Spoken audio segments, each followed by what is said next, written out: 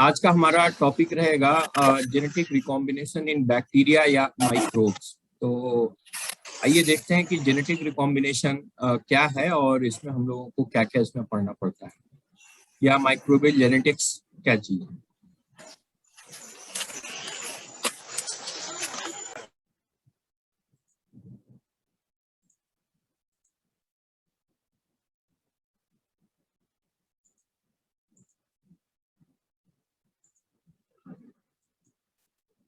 Microbial genetics, इसके अंतर्गत हम लोग पढ़ते हैं कि माइक्रोब्स में यानी बैक्टीरिया में जीन ट्रांसफर कैसे होता है और बैक्टीरिया में जेनेटिक रिकॉम्बिनेशन किस तरीके से होता है, इसका क्या प्रोसीजर है और बैक्टीरिया इसको कैसे करता है। आप सभी को पता है कि जो बैक्टीरिया होते हैं वो प्रोकैरियोटिक होते हैं और उसमें केवल एक सिंगल क्रोमोसोम पाया जाता है जो कि सर्कुलर डीएनए होता है।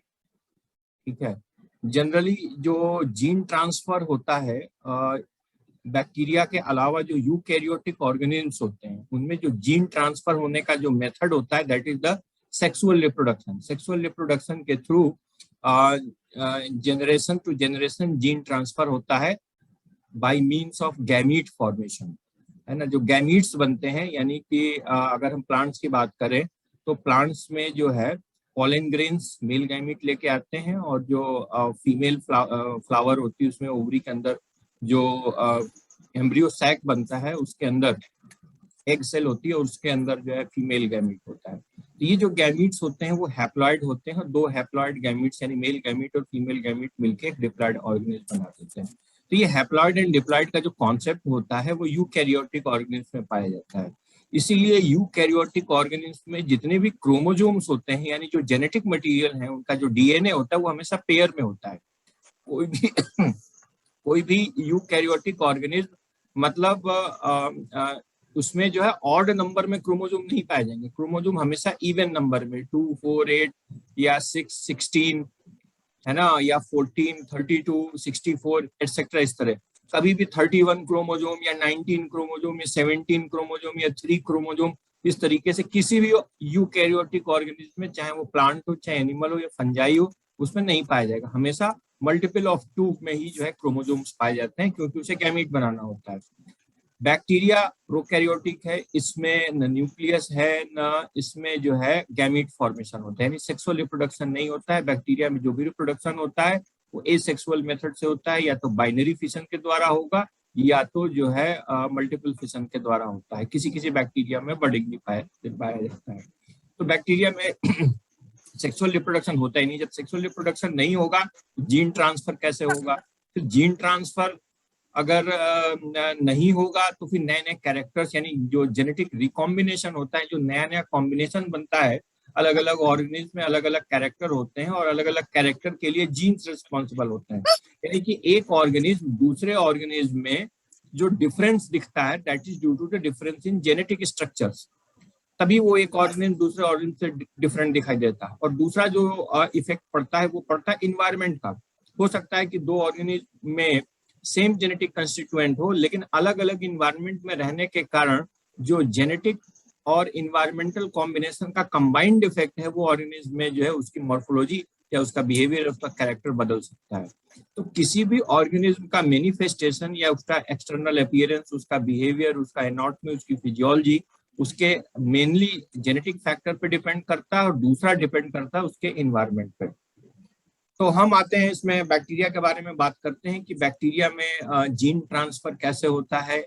आप सभी को पता है कि उसमें जो है डीएनए होता है और डीएनए सर्कुलर डीएनए फॉर्म में होता है, लेकिन वो कैसे एक बैक्टीरिया से दूसरे बैक्टीरिया में ट्रांसफर होगा जब उसमें सेक्सुअल रिप्रोडक्शन हो ही नहीं रहा है।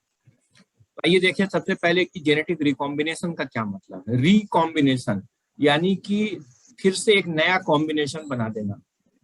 तो जेनेटिक रिकॉम्बिनेशन का मतलब ये होता है कि exchange of gene between 2 DNA molecule. अगर हम बैक्टीरिया की बात करें तो इसमें जो जैसे पहले ही बताया ना कि उसमें जो डीएनए होता है वो सर्कुलर होता है। तो एक बैक्टीरिया के अंदर का डीएनए दूसरे बैक्टीरिया के डीएनए से कैसे मिक्स होता है और मिक्स होकर के नया कैरेक्टर बनाता है। ठीक है, इसी को हम लोग जेनेटिक रिकॉम्बिनेशन कहते हैं और ये बड़ा इंपॉर्टेंट फिनोमेना है ना। तो जो इम्पोर्टेंट जो जेनेटिक वेरिएशन होता है, जेनेटिक वेरिएशन दो तरीके से होता है, या तो जेनेटिक रिकॉम्बिनेशन से हो या म्यूटेशन से हो। वायरसेस में जो नए नए वायरस बन रहे हैं, जो कोरोना वायरस है या कोई और वायरस आप सुन रहे हैं, उसमें म्यूटेशन से नए कॉम्बिनेशन बनते हैं। और ये जो बैक्टीरिया है, इसमें नए नए जेनेटिक कॉम्बिनेशन की वजह से, जेनेटिक कॉम्बिनेशन की वजह से नए कॉम्बिनेशन या नए कैरेक्टर डेवलप होते हैं। जब जेनेटिक कॉम्बिनेशन होता है तो जेनेटिक रिकॉम्बिनेशन की वजह से ही जेनेटिक डाइवर्सिटी पैदा होती है। आप देख रहे हैं यहाँ पर, ये जेनेटिक डाइवर्सिटी किससे हो रही है? जेनेटिक रिकॉम्बिनेशन की वजह से ही होती है। और जितनी ज्यादा जेनेटिक डाइवर्सिटी होगी वो ही इवोल्यूशन के लिए रिस्पॉन्सिबल होता है। यानी जो नए नए स्पीसीज बनती हैं, उनका इवोल्यूशन होता है, वो जेनेटिक डाइवर्सिटी के बनने से होता है। जेनेटिक डाइवर्सिटी कैसे बनेगी? जेनेटिक रिकॉम्बिनेशन की वजह से बनती है। अगर हम प्रोकैरियोट्स की बात करें तो प्रोकैरियोट्स में 3 मेथड है जेनेटिक रिकॉम्बिनेशन का: transformation, transduction and conjugation. Transformation में जो बहुत सिंपल प्रोसेस है, इसमें फ्री डीएनए, अगर किसी कल्चर सॉल्यूशन में या किसी मीडियम में दो अलग अलग बैक्टीरिया हैं, और उसमें होता क्या है कि एक बैक्टीरिया का डीएनए उसके सेल से निकल करके फ्रीली मीडियम के थ्रू दूसरे बैक्टीरिया के सेल के द्वारा ग्रहण कर लिया जाता है। That is called transformation. बहुत सिंपल प्रोसेस, यानी एक बैक्टीरिया का डीएनए दूसरे बैक्टीरिया में चला जाता है। अब कैसे चला जाता है वो हम आगे डिस्कस करेंगे। ट्रांसडक्शन में क्या होता है कि जिसमें एक बैक्टीरिया का डीएनए दूसरे बैक्टीरिया के डीएनए में वायरस के द्वारा जाता है ना। मैंने आपको बताया था जो बैक्टीरियोफाज होते हैं वो बैक्टीरिया के ऊपर अटैक करते हैं, उसके अंदर रहते हैं। तो जब वायरसेस के द्वारा एक बैक्टीरिया का डीएनए दूसरे बैक्टीरिया के डीएनए में ट्रांसफर किया जाता है, दैट इज कॉल्ड ट्रांसडक्शन। और तीसरा मेथड होता है कॉन्जुगेशन, जिसमें सेल टू सेल कांटेक्ट होता है, एक सेल से दूसरे सेल कांटेक्ट होता है, and this contact is due to the special structure, जिसको हम लोग बोलते हैं कॉन्जुगेशन ट्यूब्स। पिलाई जो होते हैं ना, हमने आप लोगों को बताया था जब बैक्टीरिया का स्ट्रक्चर पढ़ाया था, उसमें बताया था उसमें पिलाई पाए जाते हैं, फिम्ब्री एंड पिलाई। तो जो पिलाई स्टिफ स्ट्रक्चर्स होते हैं, जिनकी संख्या फिम्ब्री से काफी कम होती है और स्टिफ और लॉन्गर होते हैं फिम्ब्री से, तो वो पिलाई जो होते हैं वो कॉन्जुगेशन ट्यूब का काम करते हैं, और उस कॉन्जुगेशन ट्यूब के माध्यम से एक बैक्टीरिया का DNA cell to cell contact के द्वारा दूसरे में ट्रांसफर हो जाता है। अब वो जो नया डीएनए बैक्टीरिया के अंदर ट्रांसफर हुआ, अब देखिए दो चीजें हैं, एक बैक्टीरिया है जिसने अपना डीएनए ट्रांसफर किया, और दूसरा बैक्टीरिया वो है जिसने डीएनए रिसीव किया। तो जो ट्रांसफर करता है उसको हम लोग बोलते हैं डोनर, और जो रिसीव करता है डीएनए उसको हम लोग बोलते हैं रेसिपिएंट। तो जो ट्रांसफर होता है बैक्टीरिया के डीएनए का, चाहे वो ट्रांसफॉर्मेशन हो, ट्रांसडक्शन हो, कॉन्जुगेशन हो, तो उसमें हमेशा जिस बैक्टीरिया से डीएनए ट्रांसफर होता है उसको डोनर बैक्टीरिया बोलते हैं, और जिस बैक्टीरिया के अंदर ट्रांसफर होता है, यानी जो बैक्टीरिया डीएनए रिसीव करता है, उसको हम लोग रेसिपिएंट सेल बोलते हैं। यानी डोनर सेल से रेसिपिएंट सेल में हमेशा डीएनए का ट्रांसफर होता है। ठीक, अब आते हैं ट्रांसफॉर्मेशन के बारे में, कि जो ट्रांसफॉर्मेशन है इसमें नेकेड डीएनए ट्रांसफर होता है, और कहां पर होता है? सॉल्यूशन में या मीडियम में। जिस मीडियम में बैक्टीरिया ग्रो कर रहा है उस मीडियम के थ्रू वो डीएनए ट्रांसफर होता है। ठीक, कुछ बैक्टीरिया जो होते हैं वो नेचुरली ट्रांसफॉर्मेबल होते हैं, यानी आसानी से एक बैक्टीरिया से डीएनए दूसरे बैक्टीरिया के डीएनए में चले जाएंगे, या उसके सेल में चले जाएंगे, वहां से वो रिसीव कर लेगा उसको, डीएनए को। लेकिन जो नेचर में ट्रांसफॉर्मेशन प्रोसेस है वो सब बैक्टीरिया में नहीं होता है, केवल कुछ बैक्टीरिया ऐसे होते हैं जिसमें कि ट्रांसफॉर्मेशन के मेथड से डीएनए ट्रांसफर होता है। अब इसमें ग्राम पॉजिटिव बैक्टीरिया भी हैं, ग्राम नेगेटिव बैक्टीरिया भी हैं, और कुछ आर्किया बैक्टीरिया भी होते हैं। ये कौन से बैक्टीरिया होते हैं? आर्किया बैक्टीरिया के बारे में हम एक डिफरेंट लेक्चर ले लेंगे आप लोगों के, कि ये आर्की बैक्टीरिया ये क्या बला होते हैं। ठीक है ना। फिर आते हैं कि जो ट्रांसफॉर्मेबल बैक्टीरिया हैं, फॉर एग्जांपल मान लीजिए कि 2-3 स्पीसीज हैं, तो जो 2-3 जेनरा है बैक्टीरिया के, स्टेफाइलोकोकस है, ई कोलाई है, ये सब जो जेनरा है उसमें से अब हर एक बैक्टीरिया के, क्योंकि बैक्टीरिया में स्पीसीज कॉन्सेप्ट नहीं होता है जनरली, है ना, या उसको हम स्ट्रेन से डिफाइड करते हैं, किसी भी बैक्टीरिया को हम जो है उसके स्ट्रेन से डिफाइड करते हैं। तो हर एक बैक्टीरिया जो पर्टिकुलर जीनस या स्पीसीज का बैक्टीरिया, उसका एक पर्टिकुलर स्ट्रेन में ही ट्रांसफॉर्मेशन प्रोसेस हो पाती है। हर एक बैक्टीरिया में नहीं होती है, हर एक जीनस के हर एक स्पीसीज में नहीं पाया जाता, केवल पर्टिकुलर स्ट्रेन होता है या पर्टिकुलर स्पीसीज होती है जिसमें कि ट्रांसफॉर्मेशन मेथड से जेनेटिक रिकॉम्बिनेशन हो सकता है। ठीक, तो ऐसे सेल जो कि अपना डीएनए ट्रांसफर कर सकते हैं और जो रिसीव कर सकते हैं उनको कॉम्पिटेंट सेल्स बोलते हैं। यानी कि वो बैक्टीरिया जिसमें कि अपना डीएनए ट्रांसफॉर्मेशन के द्वारा ट्रांसफर करने या रिसीव करने की क्षमता होती है, ऐसे सेल्स को हम लोग कॉम्पिटेंट सेल्स बोलते हैं। और ये जो कैपेसिटी होती है वो जेनेटिकली डिटरमाइंड होती है, यानी उसके जीन डिटरमाइन करते हैं कि वो ट्रांसफॉर्मेशन कर पाएगा या नहीं कर पाएगा। ठीक है, तो जो कर सकते हैं उनको कॉम्पिटेंट सेल्स कहते हैं, और ये क्षमता डिपेंड करती है किसी बैक्टीरिया, कोई भी बैक्टीरिया कॉम्पिटेंट होगा या नहीं होगा, ये डिपेंड करेगा कि उसके अंदर का जेनेटिक कॉन्स्टिट्यूशन या जेनेटिक कंपोनेंट कैसा है। फिर आता है कि जो सबसे पहले ट्रांसफॉर्मेशन पे जो एक्सपेरिमेंट किया था, वो एक्सपेरिमेंट किया था फ्रेडरिक ग्रिफिथ नाम के साइंटिस्ट ने, इंग्लैंड में किया था। और 1928 में, काफी पहले इन्होंने ये एक्सपेरिमेंट किया था, जहां पर कि इन्होंने क्या किया था कि ये एक स्ट्रेप्टोकोकस न्यूमोनी बैक्टीरिया होता है जो न्यूमोनिया की बीमारी पैदा करता है। तो स्ट्रेप्टोकोकस न्यूमोनी बैक्टीरिया में जो है ये अपना काम कर रहे थे। ये चाह रहे थे कि हम जैसे वैक्सीन जैसे बना रहे थे ना, एडवर्ड जेनर ने जैसे वैक्सीन बनाया, तो वैसे ही जो है डिजीज रेजिस्टेंट स्ट्रेप्टोकोकस न्यूमोनी बनाने की कोशिश कर रहे थे। तो उसी में एक्सपेरिमेंटली एक्सीडेंटली इन्हें पता चला कि ट्रांसफॉर्मेशन प्रोसेस होती है। यानी कि जो ट्रांसफॉर्मेशन एक्सपेरिमेंट है सबसे पहले ग्रिफिथ के द्वारा 1928 में स्ट्रेप्टोकोकस न्यूमोनी जो बैक्टीरिया की स्पीसीज है उसके ऊपर किया गया। उन्होंने देखा कि जो बैक्टीरिया है स्ट्रेप्टोकोकस न्यूमोनी, उसके दो वेरिएंट हैं या दो स्ट्रेन है। एक स्ट्रेन जो कि विरुलेंट है, विरुलेंट का मतलब डिजीज पैदा करने की जिसमें क्षमता होती है उसको बोलते हैं विरुलेंट। और एक स्ट्रेन होता है ए विरुलेंट, यानी कि वो बैक्टीरिया जिसके अंदर बीमारी पैदा करने की क्षमता नहीं होती उसको बोलते हैं ए विरुलेंट स्ट्रेन। तो जो विरुलेंट स्ट्रेन होते हैं वही हार्मफुल होते हैं क्योंकि वही बीमारी पैदा कर सकते हैं। स्ट्रेप्टोकोकस न्यूमोनी दोनों है, विरुलेंट भी और ए विरुलेंट, दोनों स्ट्रेप्टोकोकस न्यूमोनी है। लेकिन एक जो वेरिएंट है यानी एक जो उसका स्ट्रेन है वो डिजीज कॉजिंग है और दूसरा नहीं है। अब दोनों को हम मॉर्फोलॉजी भी डिफरेंशिएट कर सकते हैं कि कौन सा स्ट्रेन डिजीज कॉजिंग है कौन सा नहीं। यहाँ पर आप देखें जो विरुलेंट स्ट्रेन है, विरुलेंट स्ट्रेन जो ब्लू कलर का दिखा है, इसके चारों ओर ये देखिए, ये जो है एक कैप्सूल बना हुआ है सेल के चारों ओर, है ना। तो विरुलेंट स्ट्रेन थे उसमें सेल के वॉल के चारों ओर काफी थिक कैप्सूल पाया जाता था, और जो ए विरुलेंट स्ट्रेन है उसमें कैप्सूल जो है वो एब्सेंट है। ठीक, तो इस तरीके से आइडेंटिफाई कर सकते थे कि ये विरुलेंट स्ट्रेन है और ये नॉन विरुलेंट स्ट्रेन है। अब इन्होंने क्या किया कि एक चीज देखिए, जब इन्होंने विरुलेंट स्ट्रेन को, ये देखिए ये विरुलेंट स्ट्रेन है, सेल सेल के चारों ऊपर जिलेटिनस शीथ है, तो जब विरुलेंट स्ट्रेन को इन्होंने चूहे के अंदर इंसर्ट किया तो वो चूहा मर गया। ठीक, क्यों? क्योंकि वो विरुलेंट स्ट्रेन था, न्यूमोनिया की वजह से मर गया। फिर इन्होंने क्या किया कि जो ए विरुलेंट स्ट्रेन थे जिसमें कि कैप्सूल नहीं था उसको चूहे में इंजेक्ट किया, तो चूहा सरवाइव किया क्योंकि उसमें डिजीज पैदा करने की कैपेसिटी नहीं थी, उसमें कोई दिक्कत नहीं पैदा हुई।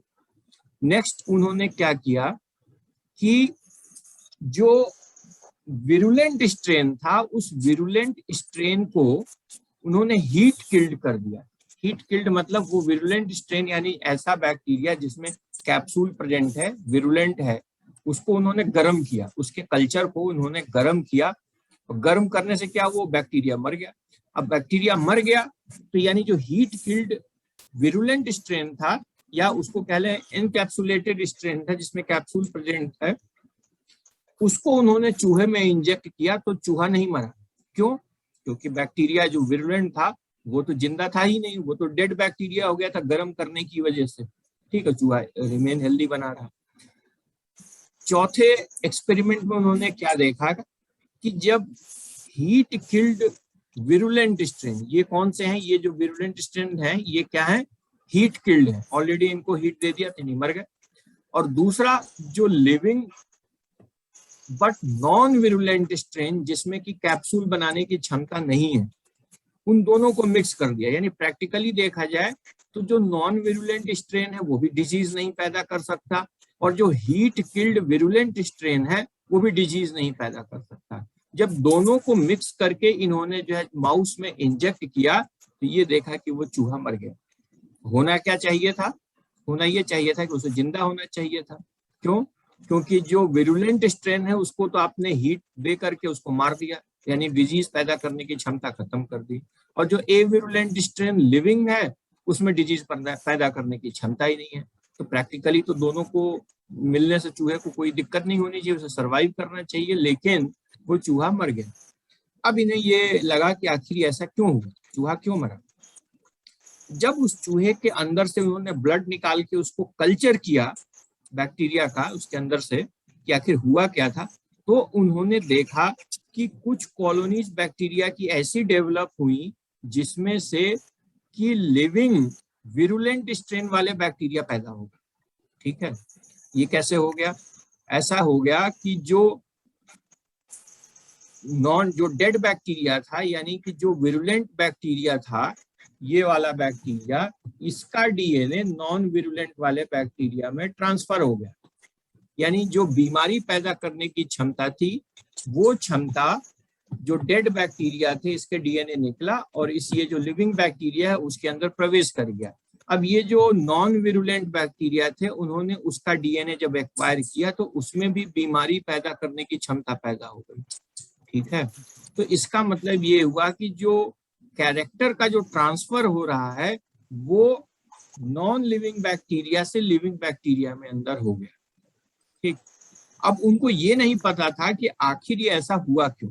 उन्हें बस इतना पता चला कि हेरिडिटरी मटेरियल डेड बैक्टीरिया से लिविंग बैक्टीरिया के अंदर प्रवेश कर गया, और इसी वजह से हमारे जो बैक्टीरिया हैं जो नॉन विरुलेंट थे अब विरुलेंट हो गए। यानी जो नॉन डिजीज काजिंग बैक्टीरिया थे अब उसमें भी बीमारी पैदा करने की क्षमता आ गई। ये एक्सपेरिमेंट हुआ था 1924 में, और काफी साल बाद यानी 1944 में एवेरी मैकलीड एंड मैककार्थी, ये तीन साइंटिस्ट थे, इन्होंने 1944 में जाके ये प्रूव किया कि जो मटेरियल ट्रांसफर हुआ डेड विरुलेंट बैक्टीरिया से लिविंग नॉन विरुलेंट बैक्टीरिया में वो मटेरियल डीएनए था।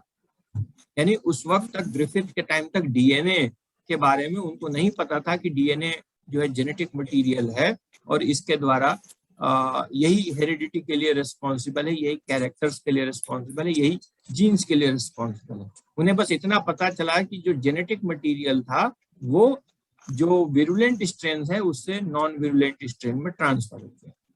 ठीक, यहाँ तक बात समझ में आई। अब आते हैं मैकेनिज्म ऑफ ट्रांसफर। जो बैक्टीरिया का डीएनए आता है वो पूरा डीएनए नहीं आता है, बल्कि डीएनए का एक छोटा सा पार्ट आता है। वो पार्ट आकर के बैक्टीरिया के सेल सरफेस पर बाइंड करता है। बैक्टीरिया के जो रेसिपिएंट बैक्टीरिया है, जो बैक्टीरिया डीएनए रिसीव करता है, उसके सेल सरफेस पर डीएनए बाइंडिंग प्रोटीन होती है और ये डीएनए को बाइंड कर लेता है। देखिए ये येलो कलर के डीएनए बाइंडिंग प्रोटीन है और इन्होंने डोनर बैक्टीरिया के डीएनए का जो फ्रैगमेंट है, टुकड़ा है, उसको उसने बाइंड कर दिया।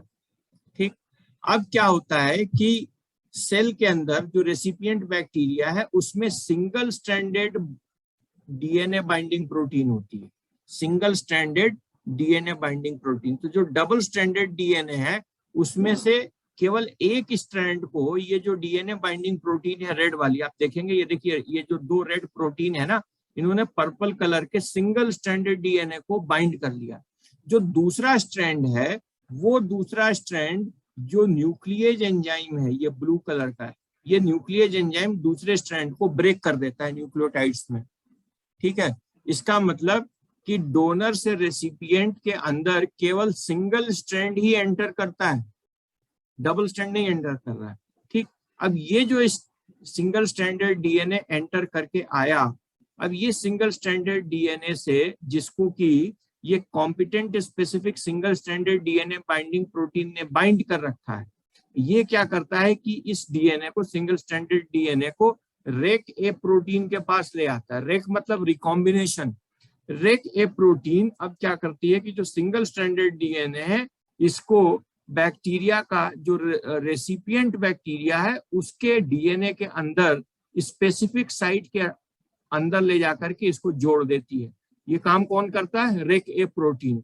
तो एक्चुअल रिकॉम्बिनेशन, रेक मतलब रिकॉम्बिनेशन, एक्चुअल रिकॉम्बिनेशन जो है सेल के अंदर रेक ए प्रोटीन करती है। ये rec A protein donor single stranded DNA से बाइंड करके उसको रेसिपिएंट के डीएनए के अंदर इंसर्ट कर देती है। अब ये देखिए जो रेक ए प्रोटीन है इसने क्या किया, ये देखिए पर्पल कलर का जो है ना ये डोनर डीएनए है। ये क्या है? Donor DNA. इस डोनर डीएनए को कहाँ इंसर्ट कर दिया है? रेसिपिएंट बैक्टीरिया के डीएनए के बीच में इंसर्ट कर दिया है। किसने किया है? ये रेक ए प्रोटीन गुलाबी वाली दिख रही है, ये इसी रेक ए प्रोटीन ने इसको इंसर्ट कर दिया। तो ये इंसर्ट करने का काम रेक ए प्रोटीन करती है। तो जब एक बार इंसर्ट कर लिया तो ऐसा बैक्टीरिया जिसके अंदर दो अलग अलग स्ट्रेन के डीएनए प्रेजेंट है, एक तो अपना जिस स्ट्रेन का बैक्टीरिया है और दूसरा रिकॉम्बिनेशन करने के फलस्वरूप अथवा ट्रांसफॉर्मेशन करने के फलस्वरूप जो डोनर का डीएनए है वो भी डीएनए आ गया, यानी हाइब्रिड बन गया। वो क्या बन गया? वो हाइब्रिड बन गया। तो ऐसे हाइब्रिड बैक्टीरिया के डीएनए को हेटेरोडुप्लेक्स डीएनए कहते हैं। क्या कहते हैं? Heteroduplex DNA. ये क्या बन गया? This is the heteroduplex DNA. कब बनेगा? जब रिकॉम्बिनेशन हो जाएगा, यानी दो अलग अलग स्ट्रेन के डीएनए एक ही डीएनए मॉलिक्यूल के अंदर आ गए। ठीक, अब क्या होगा कि अब ये सेल डिवीजन करेगा। ये जो बैक्टीरिया है यानी हेटेरोडुप्लेक्स डीएनए वाला जो बैक्टीरिया है, ये जब सेल डिवीजन करेगा तो सेल डिवीजन के फलस्वरूप क्या होगा कि जो एक बैक्टीरिया होगा उसमें तो ओरिजिनल डीएनए रहेगा और जो दूसरा बैक्टीरिया होगा उसमें हाइब्रिड डीएनए वाला डीएनए पहुंच जाएगा। ठीक, अब क्या हुआ कि इसमें जो है दोनों कैरेक्टर आ जाएंगे। अब यहां से यहां तक जो जीन है यानी जो दूसरे बैक्टीरिया से आया है, ये कैरेक्टर जब एक्सप्रेस होंगे तो ये उस बैक्टीरिया के कैरेक्टर होंगे जहां से इसने डीएनए रिसीव किया, यानी डोनर बैक्टीरिया के कैरेक्टर इस रेसिपिएंट बैक्टीरिया के अंदर ये एक्सप्रेस होने लग जाएंगे। ठीक, इसी प्रोसेस को हम लोग जो है ट्रांसफॉर्मेशन कहते हैं। इसी प्रोसेस को हम लोग ट्रांसफॉर्मेशन कहते हैं, जिसमें कि मीडियम के द्वारा, सेल मीडियम के द्वारा, यानी जिस मीडियम में सेल ग्रो कर रही है उसी मीडियम के द्वारा पैसिवली ये डीएनए एक बैक्टीरिया से दूसरे बैक्टीरिया में ट्रांसफर होता है। जिस बैक्टीरिया में डीएनए ट्रांसफर होता है वो बैक्टीरिया डोनर बैक्टीरिया का जो कैरेक्टर उस डीएनए सेगमेंट में पड़ा है, यानी जो जीन उस बैक्टीरिया डोनर बैक्टीरिया का जो जीन ट्रांसफर्ड डीएनए सेगमेंट में पड़ा हुआ है वो एक्सप्रेस होने लगेगा रेसिपिएंट बैक्टीरिया में और वो नया कैरेक्टर उससे डेवलप हो जाएगा। यानी कि उस बैक्टीरिया के अपने कैरेक्टर तो हैं ही, प्लस डोनर बैक्टीरिया के भी कुछ कैरेक्टर जो कि उस फ्रैगमेंट ऑफ डीएनए में प्रेजेंट हैं वो भी एक्सप्रेस होने लगेंगे और इस तरीके से जेनेटिक रिकॉम्बिनेशन हो जाएगा। यानी जो बैक्टीरिया डेवलप हुआ वो रिकॉम्बिनेंट बैक्टीरिया हुआ, नया बैक्टीरिया हुआ, जेनेटिकली मॉडिफाइड बैक्टीरिया हुआ और इस तरीके से जीन ट्रांसफर एक बैक्टीरिया से दूसरे बैक्टीरिया में ट्रांसफॉर्मेशन मेथड के द्वारा होते हैं। वो बैक्टीरिया जो जिसमें ट्रांसफॉर्मेशन करने की कैपेसिटी होती है कॉम्पिटेंट बैक्टीरिया कहलाते हैं। ये वास्तव में उनकी फिजियोलॉजिकल स्टेट है। जो कॉम्पिटेंट बैक्टीरिया होते हैं वो हमेशा कॉम्पिटेंट नहीं होते हैं, एक सर्टेन फिजियोलॉजिकल स्टेट होती है, उसी फिजियोलॉजिकल स्टेट में इसमें कॉम्पिटेंस की कैपेसिटी बढ़ जाती है। ठीक, उसी वक्त अगर आप जो है ट्रांसफॉर्मेशन एक्सपेरिमेंट करेंगे तब डीएनए एक बैक्टीरिया से निकल के दूसरे बैक्टीरिया में जाएगा। अब सवाल ये आता है डीएनए जाता कैसे?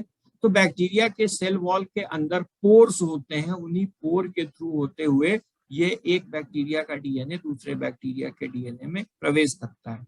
जो रिसीव करता है बैक्टीरिया डीएनए, उस बैक्टीरिया के सेल के ऊपर डीएनए बाइंडिंग प्रोटीन होती है, वो उस डीएनए को बाइंड करता है। तो जो डीएनए बाइंड होता है वो डबल स्ट्रैंडेड है, डबल स्ट्रैंडेड से वो डीएनए सिंगल स्ट्रैंडेड में कन्वर्ट कर दिया जाता है ना, न्यूक्लियस एंजाइम के द्वारा। अब सिंगल स्ट्रैंडेड डीएनए जो होस्ट का है वो सेल के अंदर ये ना डीएनए बाइंडिंग प्रोटीन से बाइंड करते हुए अंदर आता है। अब इसके साथ फिर नेक्स्ट प्रोटीन जो बाइंड होती है वो रेक ए प्रोटीन है, जो उसको कहाँ लेके जाती है rake A protein single stranded DNA को, वो रेक ए प्रोटीन बैक्टीरिया के अपने क्रोमोसोम के पास लेके जाती है और वहां एप्रोप्रिएट साइट पर जहां होमोलोगस साइट है वहीं पर ले जाके उसको इंसर्ट कर देती है। जब इंसर्ट कर देगी तो ऐसे स्ट्रक्चर को हम लोग बोलते हैं जहां दो अलग अलग जेनेटिकली डिफरेंट ऑर्गेनिज्म के डीएनए आ जाते हैं एक ही जगह, हेट्रोडुप्लेक्स डीएनए कहते हैं। हेट्रोडुप्लेक्स डीएनए में पेयरिंग नहीं होती है क्योंकि कैरेक्टर अलग अलग होते हैं, यानी होमोलोगस सीक्वेंस नहीं होंगे। फिर अब ये जब बैक्टीरिया रेप्लिकेशन करता है तो रेप्लिकेशन के दौरान हाइब्रिड डीएनए वाले यानी रिकॉम्बिनेंट डीएनए वाले प्रोटीन पैदा होते हैं जिसमें कि दोनों बैक्टीरिया के कैरेक्टर प्रेजेंट होते हैं। तो इस तरीके से ट्रांसफॉर्मेशन मैकेनिज्म इसमें कंप्लीट होती है। इसमें कहीं कोई डाउट हो तो फिर से पूछ लीजिए, कहीं कुछ चीज ना समझ में आई हो। एंजाइम बाइंड कर रहा है कि क्या करता है कि डबल स्ट्रैंडेड डीएनए को सिंगल स्ट्रैंडेड डीएनए में कन्वर्ट कर दिया। अब सिंगल स्ट्रैंडेड डीएनए को ये जो single strand DNA binding protein है इसने बाइंड कर दिया। ये रेड वाली जो दिख रही है, ये देखिए यहाँ पर इसने इसको बाइंड कर लिया। तो ये जो single stranded DNA binding protein है दो काम करती हैं। एक तो ये इसको सेल के अंदर जो न्यूक्लियस एंजाइम होते हैं उससे प्रोटेक्ट करती है, क्योंकि ये बाहरी डीएनए है ना, तो बाहरी डीएनए को बैक्टीरिया का जो न्यूक्लियस एंजाइम है वो नष्ट कर देगा, क्योंकि बैक्टीरिया के अंदर भी जो है वायरसेस से और दूसरे डीएनए से बचाने की प्रॉपर्टी होती है। लेकिन चूंकि इसके साथ single stranded DNA binding protein attached है, इसलिए अब इसके अंदर का न्यूक्लियस इसको अटैक नहीं कर पाएगा, ये सुरक्षित रहेगा। ये क्या करेगा, लेके आ जाएगा रेक ए प्रोटीन के पास। किसके पास? रेक ए प्रोटीन, जो कि रिकॉम्बिनेशन करेगी। तो रेक ए प्रोटीन अब इसको बाइंड कर लेगी। अब बाइंड करके कहाँ लेके जाएगी? एक साइट पर, एक जगह पर ले जाएगी जहां पर कि बैक्टीरिया का अपना क्रोमोसोम प्रेजेंट है। तो अब देखिए क्या हुआ यहाँ पर कि ये जो रेक ए प्रोटीन दिख रही गुलाबी वाली, ये वाली जिन्होंने इसको बाइंड कर लिया था, अब इन्होंने जो है जो होस्ट बैक्टीरिया है उस होस्ट बैक्टीरिया यानी जो रेसिपिएंट बैक्टीरिया है उसके क्रोमोसोम के बीच में इंसर्ट कर दिया। ये वाला दिख रहा है पर्पल वाला है ना, ये जो आया ये डीएनए यहाँ पर आके इसने इसको इंसर्ट कर दिया। अब चूंकि केवल सिंगल स्ट्रैंडेड डीएनए है और ये डीएनए दोनों अलग अलग उससे आए हैं, तो इसके बीच में होमोलॉजी नहीं होगी, ये नहीं एक दूसरे के साथ ये बेस पेयर नहीं करेंगे। अब चूंकि बेस पेयर नहीं करेंगे तो एक दूसरे के साथ डिस्टेंस बना के रहेंगे, तो इसी को बोलते हैं हेट्रोडुप्लेक्स स्ट्रक्चर। ठीक, अब जब नेक्स्ट सेल डिवीजन होगा, ठीक है, जब रिकॉम्बिनेशन हो जाएगा तो रिकॉम्बिनेशन के फलस्वरूप क्या हुआ कि ये जो एक्स्ट्रा डीएनए जो आया अब इसकी रेप्लिकेशन कर ली जाएगी, रिकॉम्बिनेशन कर दिया जाएगा और ये अपनी दोनों कॉपी बना लेगा। अथवा जब सेल डिवीजन होगा तो सेल डिवीजन के बाद एक बैक्टीरिया नॉर्मल टाइप का होगा, दूसरा बैक्टीरिया जो है रिकॉम्बिनेंट टाइप का होगा। तो यहाँ पर आपको केवल ये प्रोटीन याद रखनी कि कौन कौन प्रोटीन जो होती हैं किसको बाइंड करती हैं और क्या क्या फंक्शन करती हैं। तो DNA binding protein DNA bind करेगी, nucleus protein double stranded DNA को सिंगल स्ट्रैंडेड में कन्वर्ट करेगी, फिर जो सिंगल स्ट्रैंडेड बाइंडिंग प्रोटीन है वो सिंगल स्ट्रैंड डीएनए को बाइंड करके रेक ए प्रोटीन के पास ले जाएगा। रेक ए प्रोटीन इसको कहाँ ले जाएगी? बैक्टीरिया के अपने क्रोमोसोम के पास ले जाएगी, वहां पर रिकॉम्बिनेशन करेगी और वो बैक्टीरिया रिकॉम्बिनेंट टाइप का बैक्टीरिया हो जाएगा, यानी ट्रांसफॉर्म्ड बैक्टीरिया हो जाएगा। ठीक, तो ये प्रोसेस चलती है ट्रांसफॉर्मेशन के दौरान और इस तरीके से इसकी जो मैकेनिज्म है वो काम करती है।